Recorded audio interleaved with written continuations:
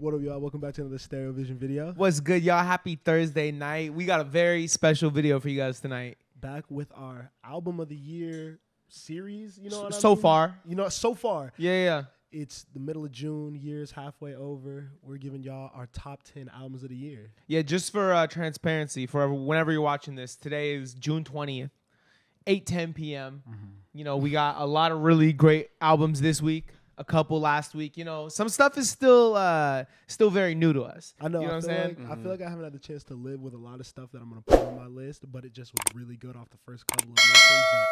But I'm interested to see what's going to age. We got LUCKI, NxWorries, and Toliver all within the last 7 days. So, yeah, keep that in mind. This is our list so far, but yeah, this is what we've really loved so far. In my opinion, I feel like the year's really just picking up. So Yeah, I think it's I agree okay to 100%. have like new stuff on the list because really music I feel like was slow until Future dropped his album. Totally. I And this agree. Things historically, picked up, summer's when the shit gets going. Yeah. I think it's been a good year for music. I'm very happy with what we've gotten so far. I think that we have a lot on the horizon, but we've gotten some pretty impressive bodies of work. It's been a great year, bro. It's been one of those years. You know what I'm talking about. All right, so we're going to do our top 10 albums of 2024 so far. But we're going to start just with 3 honorable mentions each, just 3 things that we would have loved to include on our list, but just didn't quite have room for. I'm going to start with an honorable mention for Hit Me Hard and Soft by Billie Eilish. Okay. This was a project that I really liked. I didn't listen to it a lot. Yeah. And so that's why I didn't make my list, is because I really enjoyed it when I listened to it. But honestly, I remembered this project a couple days ago, and I haven't had time to run it since making this list. I wouldn't be surprised if I get in the mood sometime later this year, and it honestly ends in my top 10 albums of the year at the end of the year, because it's a really impressive body of work, and Billie's super talented. And that's why I wanted to include it in honorable mentions. I just haven't had enough listens to confidently put it in my top 10. Okay. My second honorable mention is Gemini by LUCKI. Another album that I really haven't spun enough to honestly put it in my top 10, but I'm loving what I'm hearing so far. Just super, super interesting beat selection. LUCKI sounds awake. Yeah. You know what I mean? He's fully activated. Really great features from Lil Yachty. Great feature from Future. Couple Rilo Rodriguez ones on there. That's been a really fun project to listen to this week that I'm enjoying a lot. And then my third honorable mention is Level 5 P2 by BK the Ruler. Okay. This was the one that really hurt me to not put on my list, because this was to me, the project where it all made sense. I've been a fan of BK, but you know, she led with Crayon rolling out, and it was getting love from everyone. The visual was fire, the sound was dope, and then the whole project honestly just exceeded expectations. And I think she really has maybe one of the most unique and most sustainable sounds in the underground, in my opinion. Definitely. And she's also just a really dope person. I really like following her on Instagram and seeing what she's up to. She seems like someone I'd really like to meet and hang out with. So, but the music is incredible. I didn't put it there because I want to hang out with BK the Ruler. You know, the album is great. There's a bunch of really good cuts on there. It's her best work easily. So those are my honorable mentions. Fire. My 3 honorable mentions are, I guess I'll start with P4 by Party Next Door. I think that Party making his return to music was really, really big for R&B. I think he's one of the most underrated voices in the genre, just because of how early his success was, and he kind of ducked off for a little bit there. But really, really strong album. Crazy album cover. Hey, you got the booty hole cover. I think the album would definitely sound better if that wasn't what I was staring at every single time I listened to it. But even still, I go back to it. I'm running that album a lot. The highs are incredibly high. Cheers, for certain, that type of vibe. But then also, Real Woman is a great single. I love that. Just a very strong overall body of work. I have Timeless by K Tronada. This is an album that we were kind of talking about earlier. I haven't gone back to it enough. But off just skimming it and just listening to it without really focusing in on songs, really easy to play. Some of my favorite type of music. Obviously something that I think is a Song of the Year contender, and Witchy is on the back end of that. Yep. So shout out K Tronada. I always love his music. Something that I feel like if I listen to a lot more could actually end up on my list at the end of the year. Super safe pick. You know everything that he drops is quality. Exactly. So it's going to connect at some point in the year. And then my last one is Blue Lips by Schoolboy Q. I didn't make your top 10? Right? Wow. I think that I love this album for what it is, and I just think that it doesn't have the replay value. This is something that I've actually spun a lot that like you said, I really wanted to put this on my list, and I think it still might. It's just where I'm at right now, it doesn't feel like it's super playable all the time. You know what I mean? It is a very heavy album, but might once again end up on my list because it's that quality of a body of work. And if I go back to it and find some more things I like about it, but for now, it's going to stay there. Still a great album, though. So for my honorable mentions, I'd have to start with P4, probably, Party Next Door 4. This one just didn't really do it for me with Party, and I do like Party's music a lot. I still feel like he hasn't beat out P1 or P2. Yeah. And I think, it's interesting. I do feel like even though the cover made a splash and it was, a great burst of initial marketing, I don't think the cover even resembled what the music sounded like and vice versa. I feel like he didn't really do anything super experimental or super edgy or dangerous or going out of his way to try and change and elevate the sound. It felt like he was making a bunch of try hard club bangers and Nigga, why'd you put this as your Yeah, it honorable sounds like you mention? hate this album. No, but I like it. It's just not a great project. Yeah. And Party Next Door is a great artist. Yes. I think that's why I put it in honorable mention, because I did want to leave that commentary there. Yes. you know? And add on to what Miles said. I feel like we feel the same way. Yeah. So, I would say another one for my list is "Make the West Great Again" by Kalen For Real. Oh, surprising pick from Ose. What? I really, really like Kalen, and even though I did want to include it somewhere on the list, I don't think it cracks top 10. Obviously, he's still developing, still moving. I'm shocked. But I think I like that just y'all did the interview. You know what I'm saying? So I wanted to go and dive into his catalog and make sure that I knew what was going on, and I think Kalen is really up next, bro. I think when it comes to the West, obviously Roddy Ricch is training to have this comeback, but I think Kalen could, standing next to Roddy Ricch, have a top spot, I agree. Know that everybody had kind of started cracking off on TikTok. Yes, bro. That's an amazing club record. And I feel like the song with YG had a lot of potential, too. I think Silhouette with Ty Dolla $ign, showed signs of greatness as well. I think Kalen just needs to keep releasing projects and singles and just, see what hits. But I think everybody was probably my turning point into, okay, let me dive into his catalog and listen to this project. He has some shit, bro. Oh, yeah. Mm. And then my last pick is Memento by Junie. Yeah. Specifically the deluxe. Yes. I think Junie is still, again, developing and still earning his place in the game, but I wanted to include him on my list because I've seen so much growth in Junie as an artist 100%. Since I first heard about him back home. Even, him switching lanes and kind of, working with Brent initially and now moving on to Blast and experimenting with his sound there, but also keeping familiar faces on the project like Tony Snow. You know what I mean? I think Junie's not only experimenting with different sounds, but growing and doing it well. That one song, Sadiddy, is a highlight of the project. Where Crazy he just song. Completely experiments with his vocal range and also just effects on his voice. I think Junie deserves a spot on somewhere here. I don't know if it's top 10, but I definitely wanted to give him a shout. So Facts. All right, now we can get to it. Top 10. At number 10, I have It's Us Volume 1 by Concrete Boys. Nice. This was a tape I think we were all super, super excited about, really looking forward to. And then it arrived, and I think initially it sounded different than I thought it was going to, and it wasn't necessarily what I expected. But the more I listened, the more all right I was with that, because I really ended up enjoying it. I went in so excited for Yachty and Caribou and Draft Day, and left a DC Tutro fan. And very impressed with Camo. The intro that Camo does is one of my favorite songs on the project. Mm-hmm. There's a lot of songs I keep going back to a lot. Player Walkin' is one of my favorite songs of the year. Honestly, in hindsight, that should have been on my top 20 list.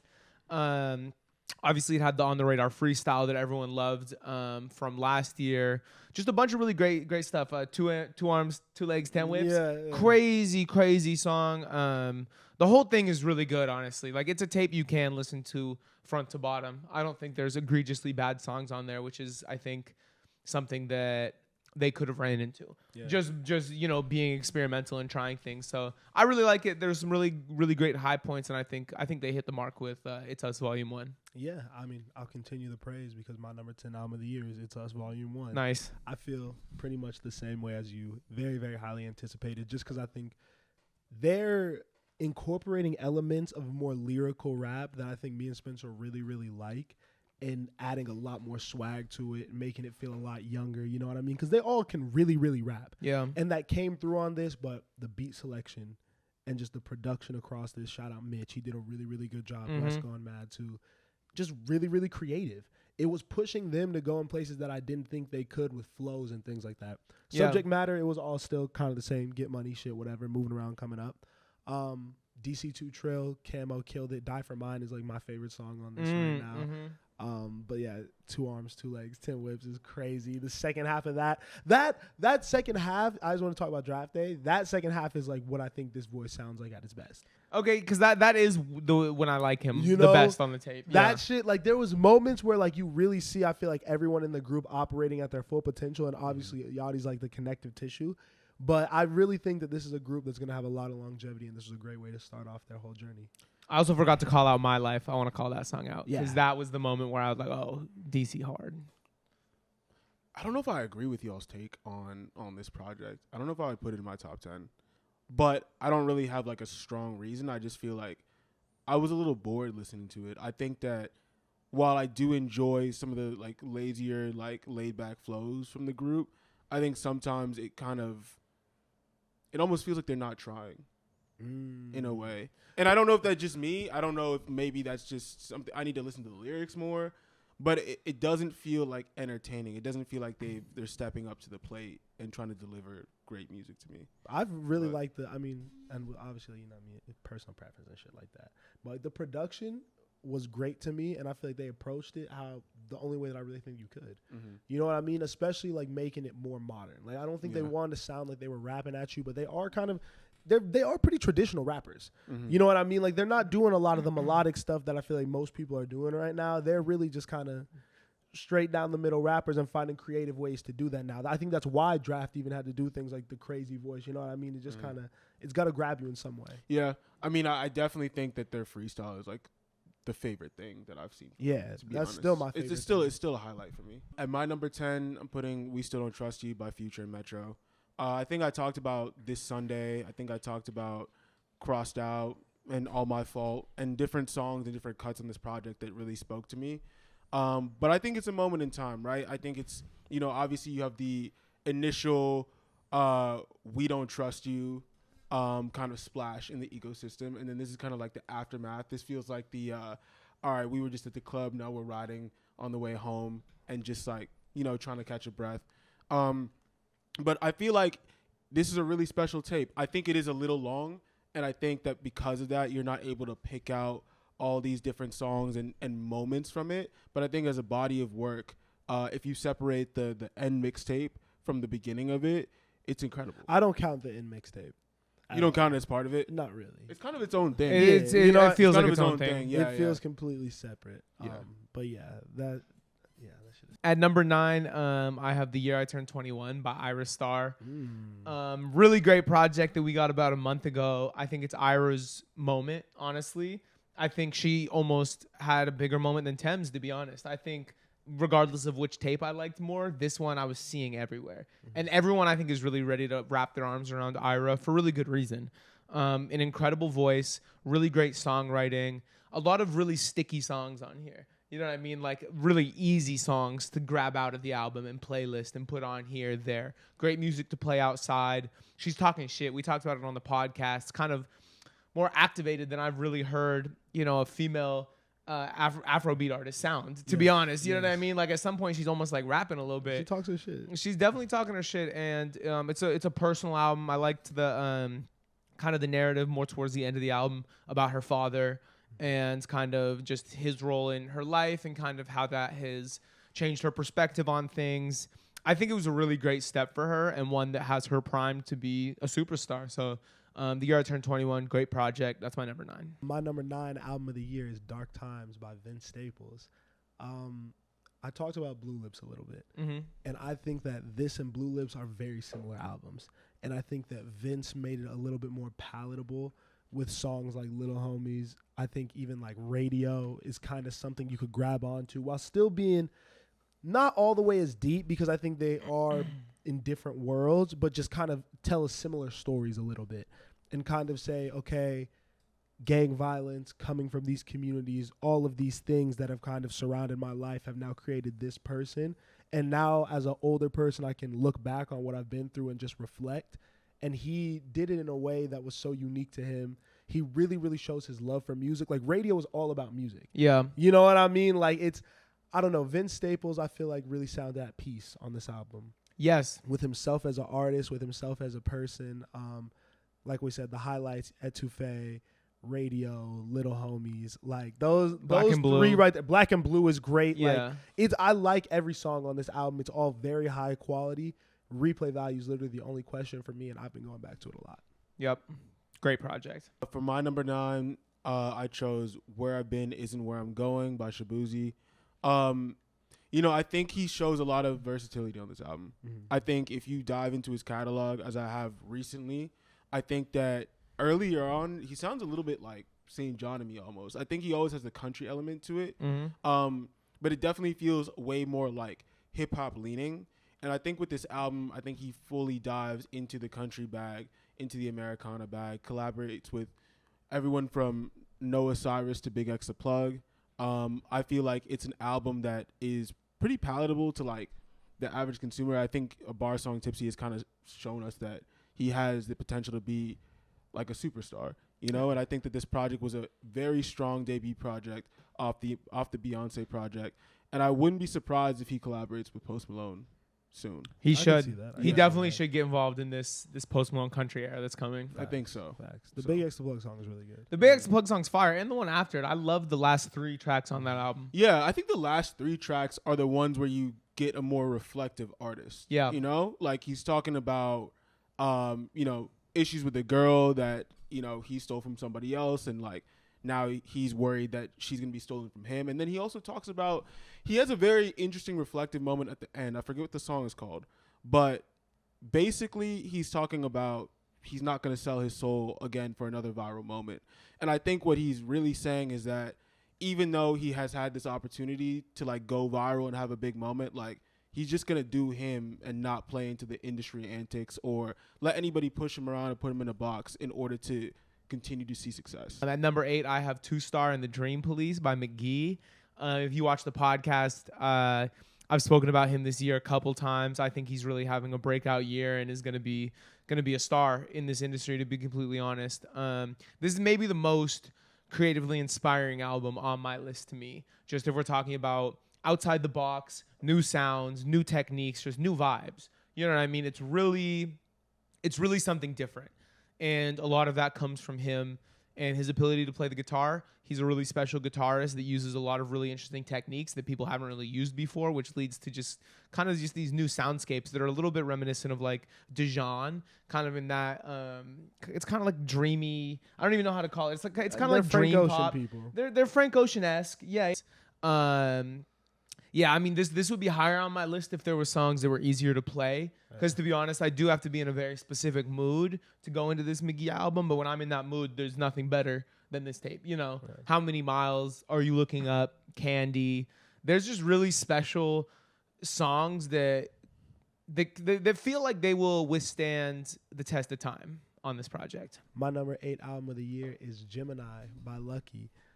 If you know me, you know that this is probably some of my favorite type of music ever. I think that Ganger was really high on my list last year, and this is something that's very, very reminiscent of that. It's some of the most creative production in rap right now. Brent Rambo, Bristow, they're all over this, and they really, really have a sound that sounds authentic to the messaging and who LUCKI is as a person. Because he's a little bit of like a weird guy, you know what I mean? Like his voice doesn't sound all like... I think rappers really want to be cool and sound cool all the time. I don't know if LUCKI sounds cool. He just kind of sounds like himself. He has a very like nasally, like unique way of speaking. Mm-hmm. And it comes through on the album, and it's so interesting. The flows are cool. Like you said, he sounds awake. Because LUCKI has bars. LUCKI's a very talented rapper, but I feel like you can't always hear him. Yeah. So you can't really appreciate what he's saying or how he's approaching these really kind of off-the-wall beats. But, I mean, from track 1... On Their Way, yeah, you're on go. It's a hot start. That's a great song. The features from Rilo and these were great. Both of them. They're on a song together, and they each have individual features. Yachty killed it. Future killed it. 42 Doug. Yeah. One of the best 42 Doug verses we've gotten in a very, very long time. He's a slept-on featured artist. Heavy on My Heart, Hustler Music, X3. That like 3-song run right there is really, really good. But 20 songs, and I don't have anything that I would like skip. Like, this is a pretty easy to listen to album if you're in the vibe for this type of music. Yeah. For my number 8, I put One of One by Gunna. Okay. I wanted to put this higher, but I do think that I still need to work through this album a little bit more. I've been listening to it. Well, to be fair, I've been listening to it a lot. But I don't know if it necessarily has a moment to be ranked higher yet for me. Yeah. And that's what I'm saying, maybe got to keep listening to it more. I think that it's an amazing message from Gunna. I think it's way more positive than we've ever seen him. Obviously, he's in a better mental space, physically. better. He's in a better physical space too. This man's been in the gym. That boy fit. Six-pack Gunna. But yeah, I think some really good music from it are like Neck on a Yacht, Today I Did Good, and he's got a really amazing moment with Roddy Ricch on it too, where Roddy Ricch almost stands out as a highlight on the song over him. Definitely. So I do really love the music. I don't know if I can rank it any higher than this, but I think number 8 is still pretty good praise. Yeah. Definitely. At number 7, I have We Still Don't Trust You by Future and Metro Boomin. Yes, sir. Really great project that we already spoke about a little bit. Just a really, really cool vibe from them. And something that I really loved seeing, because it seemed like Metro kind of was allowed to be at the forefront of that project and kind of use Future's vocals more as an instrument, but he was allowed to create this kind of 80s inspired like dance album that was really, really cool, you know, just from the way they started off. That has become one of my favorite songs, the title track. It's the first one track. of my favorite songs, bro, on the because whole it's shit. just It so, sets it off. It's so atmospheric, and Future doesn't even have a verse, right? He just, we still don't trust you. And it's so vibey. It's one of my favorite Metro beats. Such a freak, bro. The Weeknd is phenomenal with his 2 guest appearances. And there's great songs. Beat It, All to Myself. There's just a bunch of good shit on there. I wanted this to be my album of the year. I won't lie to you. Coming out of release, it was sitting on top of my list. Even a couple weeks ago, it was sitting on top of my list. But I had to really go back, listen to it in its entirety. It is a little bit bloated. And there are songs that I could do without. But the highs are really high, and the overall vibe is something that I was definitely looking for from Future and Metro. So great project. My number 7 album of the year is Cowboy Carter by Beyonce. Yeehaw. You know what I mean? I think the theme of the early part of my list is definitely stuff that is undeniably high quality, but just hasn't had the replay value for me personally. First listen, this was competitive for album of the year. Artistically, it's some of the most creative stuff that we've seen in a while, just from someone who's already established themselves, just flipping into a whole new genre, but not doing it in a traditional way. Because this wasn't a straight down the middle country album by any means. By the time we got to the back end of the album, we started to get into damn near like Renaissance rap era Beyonce. Yeah. But I mean, just cohesive image. The rollout was very good. Excitement is high. Beyonce is Beyonce, so she could get literally anyone and everyone to work with her. And I think she did an amazing job uplifting other black creatives in the space. And I think that's always what she's really trying to do at this stage of her career, because she knows she's gonna make great albums. What message can I put out there? Who can I help? Who can I shine a light on? So like Shabuzi, Tanner Adele, all the people who are featured across this album really, really showed out. And then like the ones who you expect, Miley, you know what I mean? Comes in and body shit, and like they set the table perfectly for her. Post Malone has a really, really good song on here. So very solid album from Beyonce. My number 7 is actually Cowboy Carter as well. There we go. I feel like Miles definitely, said a bulk of like what I did want to say, but I think one reason that, I did feel like when we listened to it, it did feel like contender for album of the year. Yeah. But I think I do keep comparing it to Renaissance and my favorite songs from that project. It's not close. And I think like, you know what I'm saying? I think the Miley Cyrus song is cool. I think Ya Ya is cool, but none of them have anything on Heated. Yeah, You at know all, what I'm saying? at all. And it's just like Renaissance to me felt like a moment in time too. I think coming out of the pandemic, we wanted to dance, we wanted to have fun. Beyonce spoke to that, or honestly changed the tone, because we had Honestly Nevermind coming from Drake, but I feel like Beyonce really came out with a much better thought out project, and to a lot of people could have been a better one. I don't know which one I like better personally, because I do like Drake, but Yeah. Anyway, getting into semantics, Cowboy Carter for number 7. Do want to put it higher, but I feel like Renaissance is a better album. Where does she go next after this? I don't know. Dance, country, rock. Rock. That seems That could be a good lane. she could do like a gospel album. That would be crazy. That'd be really Yeah, good. she could revive Chance. Anyway, Literally. Yeah. Well, we're all on the same page. My number 6 album of the year is Cowboy Carter by Beyonce. A project that I really like, and I actually have been going back to. And every time I go back to, I'm like, yo, this is fire. And I think I've found my songs. Don't look at me like that. wait, did we just do Cowboy Carter 3 times? Yeah. That's hilarious. Yeah. I have been going back to Cowboy Carter. Bodyguard to me is one of the best songs of the year. One of the catchiest. I don't know. I'm not listening to the radio, but I feel like that should be all over the radio. If it's not, gotta be. If it's not, it should be all over the radio because that is a phenomenal song. And then tracks like Alligator Tears, that's one of my favorites on there. And then the 3-part song Honey, Sweet, and Buckin'. That shit is incredible. Pharrell comes in at the end, and that middle section is just really beautiful. So I'm definitely a big Cowboy Carter fan. Yeah, man, I don't really have anything bad to say about this album. I think, honestly, if I would have listened to it in its entirety more, it might have been higher because I think it plays really well as a whole body of work. But, yeah, Cowboy Carter, great project. At my number 6, I have We Don't Trust You, Metro Boomin and Future. I mean, this album, I feel like, might have gotten overshadowed by a moment in Like That and everything that came from that. But what we got on this project was some of the best work from an iconic duo ever. Everyday Hustle is a Future song I never knew I needed in my life. Rick Ross obviously kills the Future, but just hearing Future on that type of beat, on the same album, we're getting something like Fried. She a vibe, you know what I mean? Yeah. Which is something I didn't even like. I liked it on first listen, but now that I see how people are using it outside, I'm like, oh, this is one of them ones. Running Out of Time is fucking amazing. Claustrophobic and Magic Don Juan, like there's shit on it, type shit we didn't even talk about with the amazing Playboy Cardi verse, you know? Like this was Future just really, really showing niggas that they can't beat him. Yeah. It doesn't make sense why he's still able to be this good for this long, but he's really like easily number 3 right now out for me for sure. If we want to say the big 3, Drake, Kendrick, Future, every single time going forward from the moment he dropped this project. This might make some people mad. Oof. But my It's number gonna make 6 me mad. is Vultures by Kanye West and Ty Dolla $ign. I believe that in Kanye's discography, this is not a great project. Yes. I really loved it first listen, but same thing I said about Beyonce, I don't think I see myself really coming back to this project. I find myself comparing it to other moments. We talked about the life of Pablo a lot when we heard this one. We're like, this is the second life of Pablo. And it didn't really stick like that. It's got some standout tracks. Obviously, you talk about Burn. You talk about Carnival. It takes you a bunch of different places. But I think that Kanye kind of struggled here to get me in his mindset. I don't really know where he's at right now in life. Maybe we're not in the same place anymore. But I feel like old Kanye was super relatable, whereas this one feels like he's lashing out and really just saying anything.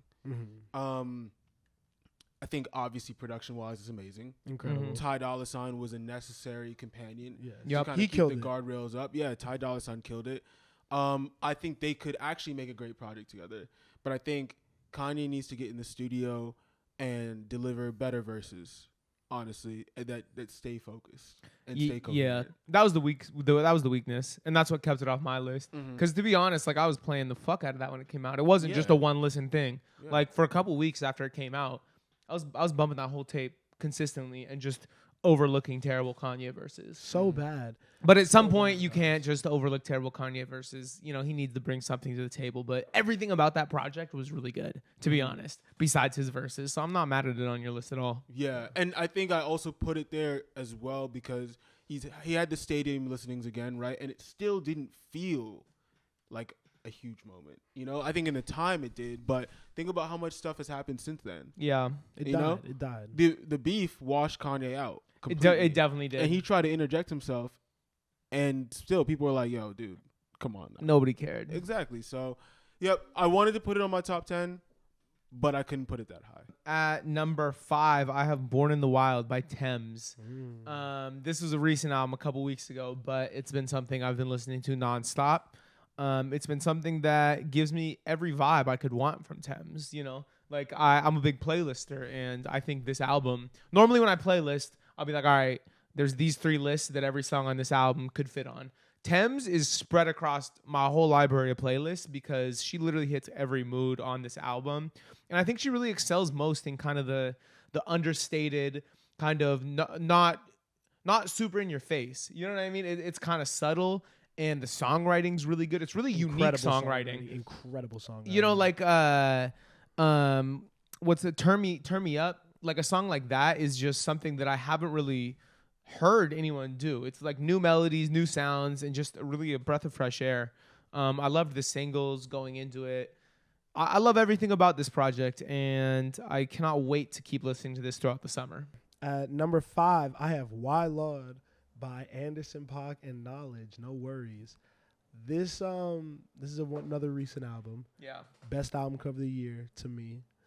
It had killer singles. I don't know. It's one of those ones that I almost feel rude putting it this low because I know how much I'm going to love it and how much I already do love it. But I just think like time hurt this one for me.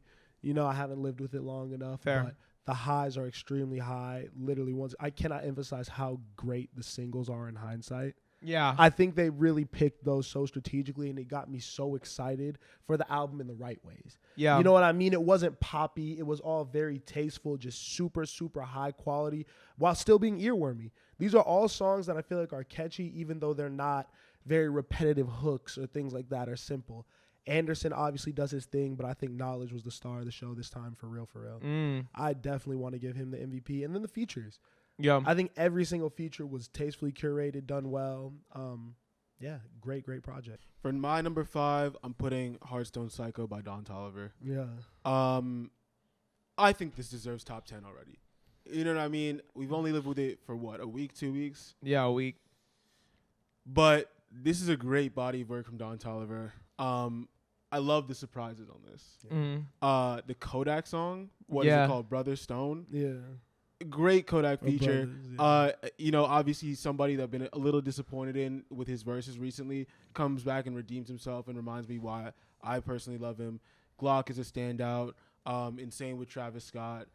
Travis Scott is actually all over this album and delivers every single time. Totally. And I think I switched my mindset on Don Toliver when Attitude came out, because I was like, this is not necessarily his lane, but he bodied it. Yeah. You know. And I think artistically, adding Charlie Wilson there also made me smile, and just it gave it a cool, like, little different quality to the project. So I think that this project is amazing front to back. I know it's only been a week, but I'm putting it at number 5. Right, at number 4, I have Pinball by Mike and Tony Seltzer. This project is so good. And I've been aware of Mike for a while. We've talked about Mike, and I've been waiting to have my Mike moment. And I finally had it, and I attribute all of that to Tony Seltzer. Yeah. The kind of beats that he had this guy rapping on, he made Mike from like a heady lyric guy into like a player, bro. Yeah. Like, this shit is so player. It's like, it's exactly what I like from the genre, because I love like Tony Snow, even like I can get into the V's Lucky world, but Mike is somebody that's out rapping them with ease, and now he's going on kind of these really dope, super smooth instrumentals. This project, I loop. It's only 22 minutes long, I think. It's such an easy listen. I'll listen to it 3 times in a row and just be blown away. And I continue to find songs that I've skimmed over that are incredible, and I think that's just a testament to incredible rapping. Just like really, really outstanding lyrics. Skr is one of my favorite songs of the year. R&B is incredible. I'm blanking on the name, but the cut with Tony Snow and Earl Sweatshirt is fucking fire. This is a really, really good album, and I'm so glad it clicked for me. I think it might be on my top 10 at the end of the year. Yeah. I'm coming around to it more now. Because like we said, I feel like I already kind of knew what to expect from Mike, but Tony really brought out something different with him. Yeah. On some, like, you know, what Boldy does when he gets right with the right producer. Yeah. No, they need to keep this duo because it works. My number 4 album of the year is The Year I Turned 21 by Ayra Starr. I think that Ayra had immense potential from the moment she stepped onto the scene, and I think 19 and Dangerous was really, really an insanely strong first offering when you look back at it. Like, for someone so young to be able to have such strong writing and sound so confident. The way that Ayra attacks these tracks on this album especially is fearless. You know what I mean? It sounds like someone who's like, I want to. It's almost like when you watch like Anthony Edwards play basketball. It's like, I know that I have unlimited potential. Let me just go out there and try shit. You know what I mean? Like she feels like I'm unfuckwittable right now. You know what I mean? Like, there's no ceiling on me. No one knows where I'm going. I control my destiny right now. How far I can take it, I'm gonna take it. And that's the sentiment on the albums too. Yeah. It's a coming of age story. It feels like someone who's really not only growing into like her womanhood, which he talks about, but just growing up as a person. You know what I mean? Starting to realize that the power of her voice and things like that. Goodbye Warm Up is obviously the strong point. Yeah. But then 21 is a fucking insane ballad. You know what I mean? Then the Giveon song was completely unexpected, but such a tasteful, great feature. I would have never thought to put them two on a track, but just an amazing, amazing album from someone who I think is gonna be like Rihanna. I really, really see that for her. I think that is the end goal of this, and I think she's obviously working towards it as a long way to go, but she carries herself like the next iteration of someone who's that big. Yeah, she's already got the cosign. You see they took that picture? No, I didn't see the picture. She took a picture with Ayra. That's fire. That's fire. She's picked a side. My number 4 album of the year is Born in the Wild by Tems. I think that this is a really good body of work from Tems. Obviously, the first one we're getting. Well, first full album, sorry. Yeah. And it's really got some incredible standout moments. Free Fall with J. Cole. Insane track. You know how I feel about J. Cole, man, but even his verse was amazing there. Me and You, Love Me JJ. I feel like that's a classic record. Bro, I cannot stop playing that since it's come out. That feels like a record that we're going to grow old to. I think so too. And yeah, I think that's part of the reason why Tems is so powerful, because she makes timeless music and timeless records that are also relatable about heartbreak, but feel uplifting sometimes as well. So I like how she experimented a little bit. You have songs like T-Unit where she's kind of diving into like a more rap hip hop lane, which feels cool as well. And she's showcasing her versatility. And I think also there's a lot of points where she's really talking on this project and talking. It feels like maybe not to specific people, but to a specific sentiment of, yo, I'm the best out here doing this. I don't know why you guys ever doubted it, you know? So that's my pick. Incredible record. All right, we're in top 3 territory. Yeah. At number 3, I have Dark Times by Vince Staples. Yeah. I love this project. I really, really do. It's one of my favorite Vince Staples releases ever, because I think you really hit it on the head earlier when you said he sounds at peace. Mm-hmm. It seemed like on Self-Titled and Ramona Park Broke My Heart, he's still, telling stories of his life. Yes. You know what I mean? He's still talking a lot about things that happened and maneuvering through being like a youth in Long Beach, like in gang culture, So on this project, it seems like he has almost already worked through that. Mm-hmm. You know what I mean? Like there's still, don't crash out. He's still giving messages to the youth, but it almost feels like he's speaking about things from an even more zoomed out, like stoic perspective. Yeah, very stoic. The last track, like Freeman, that is maybe my favorite track on here. And he's just, like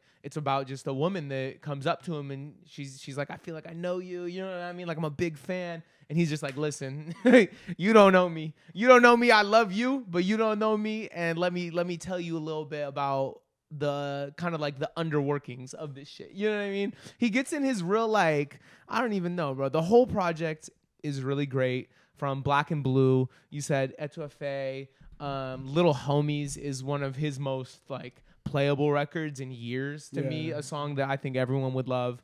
I can't say enough good things about this. I play this album from start to finish, and it's been out for a little bit at this point, and I play it frequently, and I'm not even close to tired of it yet. So yeah, Dark Times, Vince Staples. My number 3 album of the year is Hardstone Psycho by Don Toliver.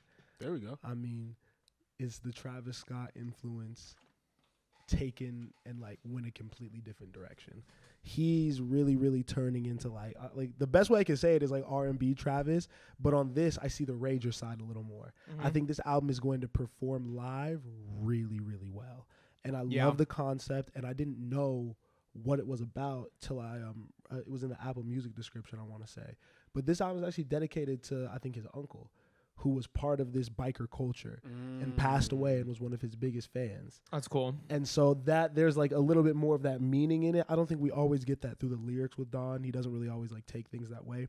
He'll do it at like one track at the end or something like that. But just in the imaging and all that made everything make a lot more sense.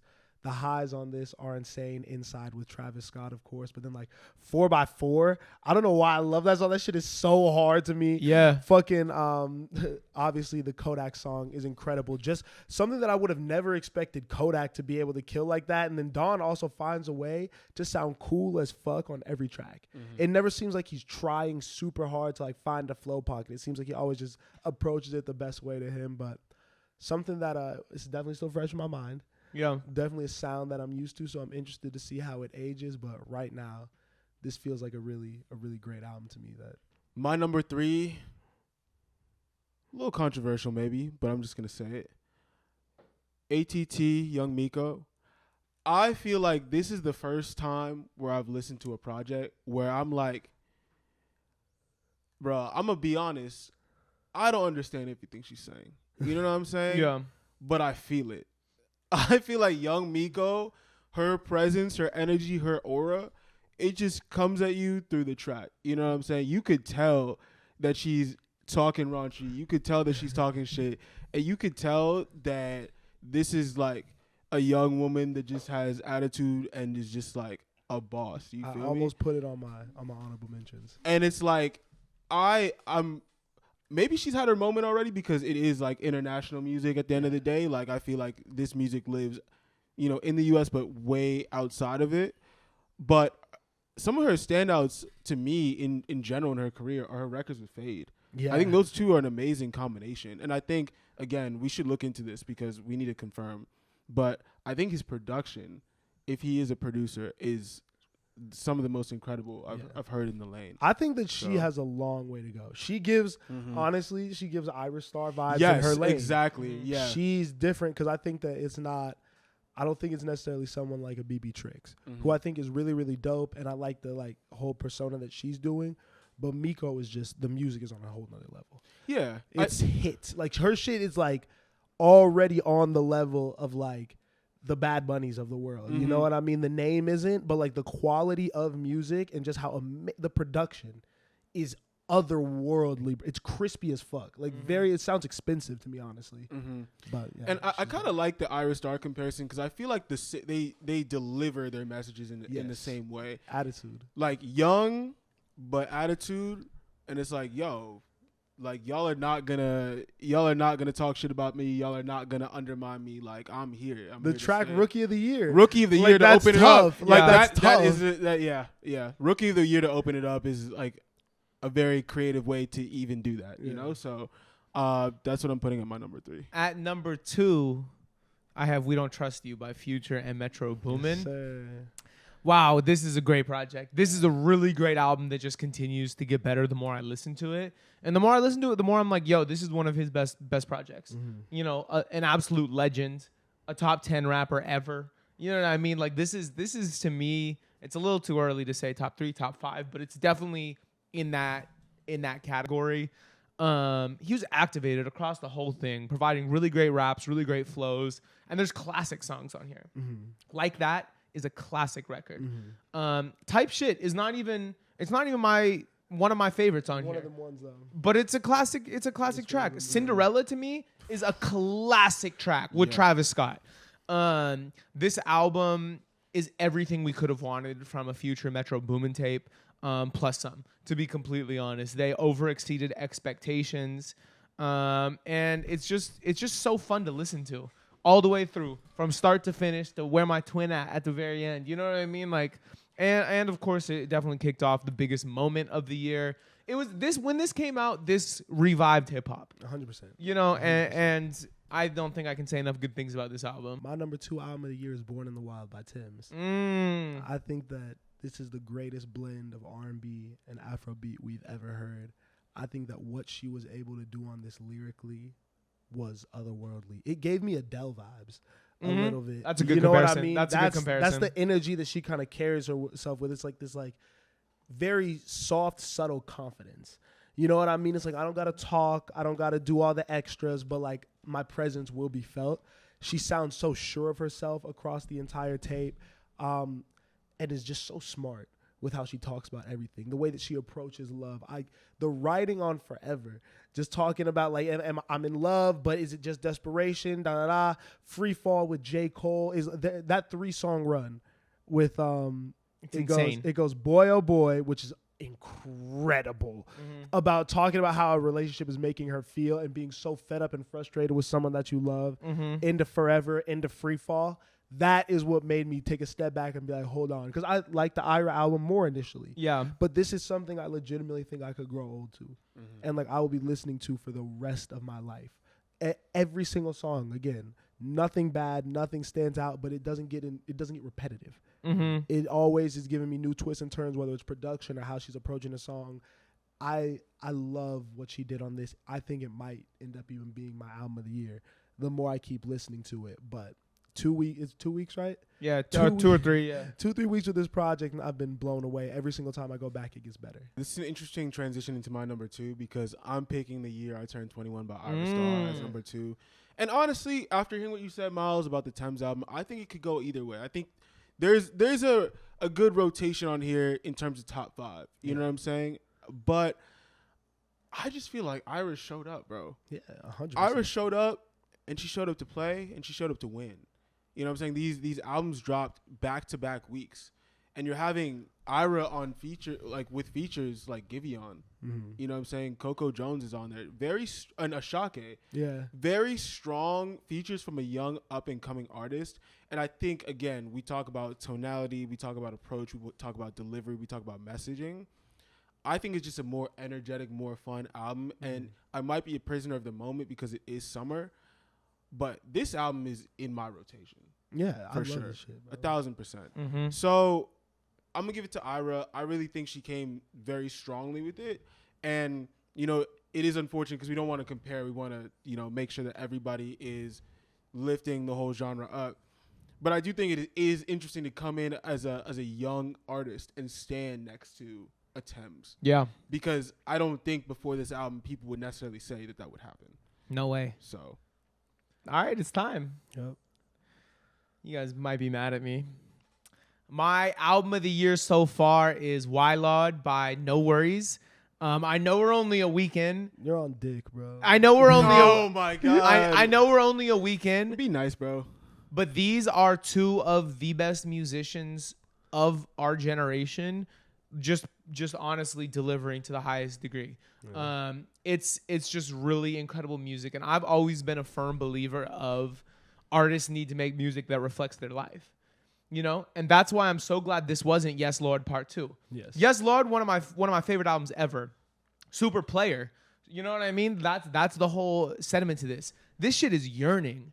And when you know that Anderson .Paak is going through a messy divorce, these stories move on, keep her, and you listen to how real this shit is when he goes, bitch. I know what I mean? forgot that. I forgot. Bro. I forgot that he was going through the Bro, it adds so many layers, and you can feel the pain, bro. You can feel the realness. But we still get moments like Plum Wine, which are super player. You can play, you can play anytime. It's perfect, like making some dinner. I don't know, you driving somewhere. It's super.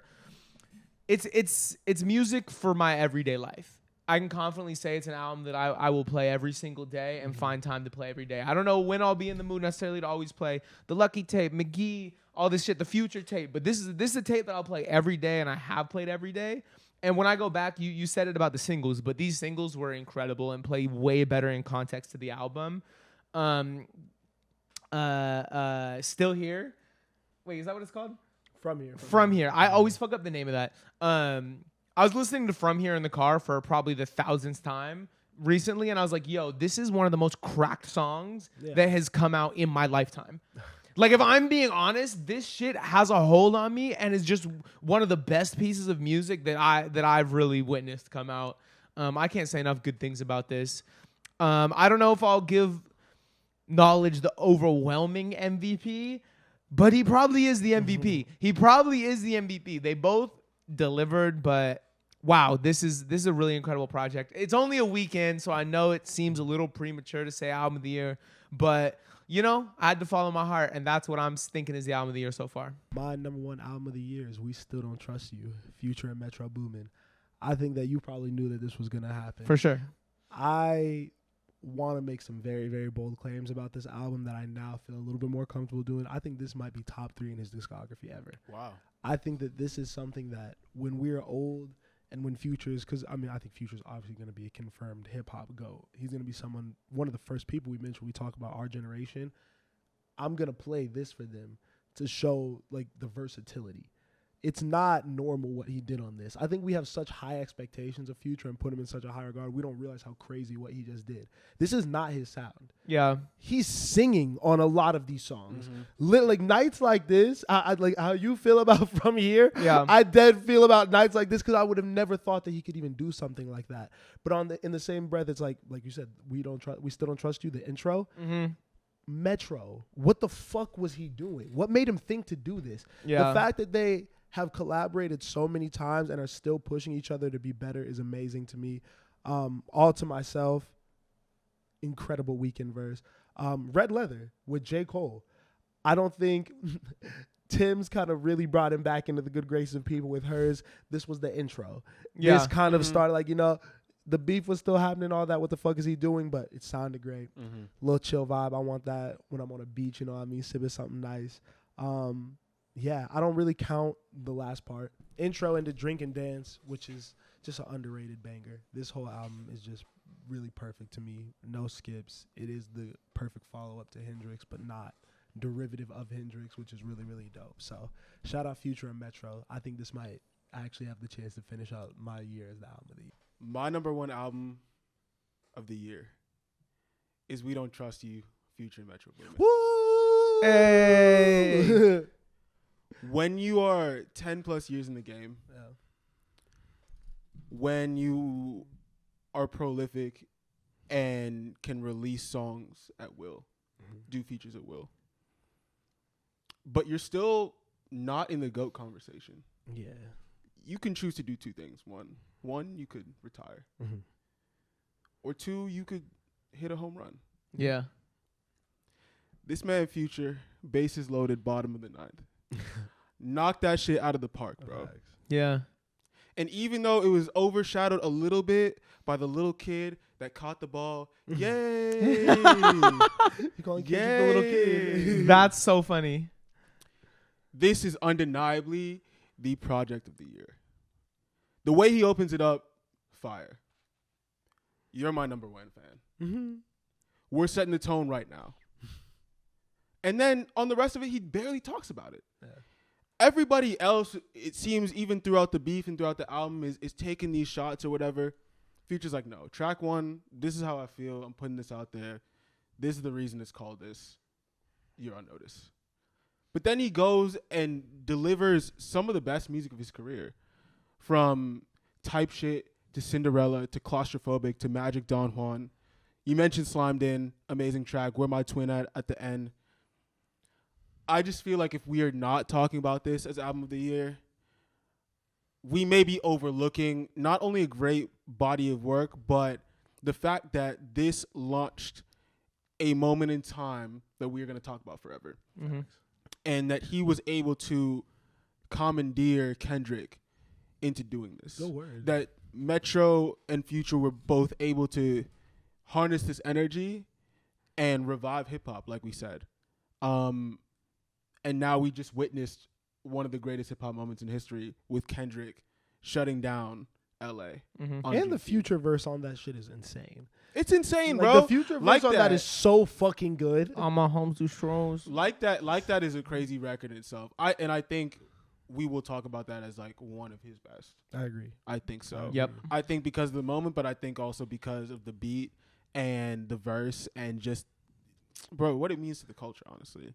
Damn. So That's yeah, good. that's my That's number one good. album. Of That's the a year. that's a really good pick. That's probably like just like the right answer Mhm. if you pulled 100 music or For people sure. people in our world. I think a lot of people would probably say the same thing. I just wanted to, because I knew that, I wanted to make sure that I came and justify it, and just show people like we take this for granted, bro. We literally back to back streamed because of this, man. That's what I'm saying, bro. And I mean, just to get on the future point in general, like the fact that he dropped two, Bro. like that, both of them were on all of our top 10s. Yeah, you know he what had I six mean? six spots out of the 30. And like they were not short albums. Yeah, he did his thing this year. Future was probably the MVP of 2024 so far. Definitely, bro. Damn, it might be Kendrick. it might be Kendrick. It might be Kendrick, but do we get a Kendrick album this year? What do we got? What are we really excited for to end the year? What could maybe crack our top 10? Man, I really thought we were gonna get an album announcement at the Forum. I really thought he was gonna announce an album. That's what I'm waiting on. What do you think they're cooking up? What, PG Lang? Something. What do you think Kendrick's cooking up? I'm not as concerned about PG Lang as I am with Kendrick, because he had this moment, and it would be the perfect time to announce something. Traditional rollout, like, okay, I'm doing this next. But instead we get more silence. I wonder what the next moment is from him. He's probably not forcing it. I feel like with someone like him, like he doesn't move to moments. You know what I mean? Fair enough. Like, Yeah. He'll drop when he's ready. I wish you'd force it a little bit. No, I don't. I wanted the Keem project, and I thought that's what was next on the slate. Yeah. But after this moment, it feels like he should give the people another solo body. I think he could even. I think he should. I think the people are like starving for like West Coast music from Kendrick Lamar right now. I want new Tyler the Creator music. Yeah. Me that'd too. be I amazing. want new Tyler music. I think it's time for that. You see, he canceled his yeah. headline shows. I think he's dropping. this year. Who else? Could be perceived as a little corny, but the one thing I thought about yesterday, actually, I was listening to Not Like Us, and I was like, I feel like this song, like the lyrics kind of take me out of the enjoyment of it sometimes. Like this man's like Save it for the saying pod. Save it some for the crazy pod, stuff. cornball. He's saying some crazy stuff, bro. Is it good for our community? I think what would be great for the community is if he took some of the people that were on stage and made a remix that was more positive and uplifting, bro. That's cool. All right, I Umar. think that's a cool idea. What is you guys' favorite album of this That's year what I would so do far? personally. Like, share, comment, subscribe, tell a friend to tell a friend. Mm-hmm. Catch y'all next one, man. Peace.